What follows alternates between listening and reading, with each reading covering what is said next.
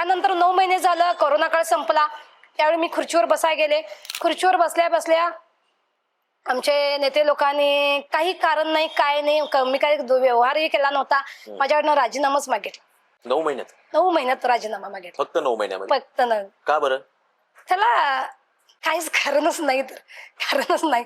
का ना मी ग्रामपंचायतीच्या कुणाला बोललो वाईट नाही, गावातल्या कुणाला बोललो नाही, कारण मी आरोग्य केंद्राशी धरून ग्रामपंचायत सदस्यांना, गावातल्या प्रतिष्ठित व्यक्तींना, सगळ्यांना धरूनच मी काम केलं कोरोना काळात चांगल्या पद्धतीने. मी असं काय नाही की तुम्ही हे आहे त्यांना धरलं नाही, सगळ्यांना धरूनच मी काम चांगल्या पद्धतीने केलेलं आहे. मलाच काय कळाय नाही, त्यांना कुणी कानात काय घातलं काय समजाय नाही, आणि मला त्यांनी डायरेक्टच नाही बोलले, दुसरीकडनं दिला की मला सरपंच आणि सदस्य दोन्ही पदाचा राजीनामा पाहिजे. मग सदस्य पदाचा पण?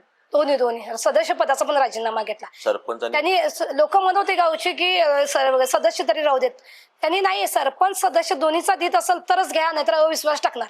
अविश्वास टाकायचा संबंधच काहीच येत नाही, मी काहीच केलंच नाही ना. तुम्ही विचारलं नाही का माझ्याकडून असं का माझं काय चुकलं विचारलं नाही? हा, मी तेच विचारलं की त्यांनी सांगा, माझ्या समोर यायला तयार नाहीत ना. मी काय म्हणते, माझं काय चुकलंय ना, तर तुम्ही माझ्या समोर यायला पाहिजे. इथंही तू चुकलेली आहेस, माझं काही चुकलंच नाही ना, माझं काय चुकायलाच नाही, तर तुम्ही माझ्याकडनं का राजीनामा घेतला याचं कारण द्या.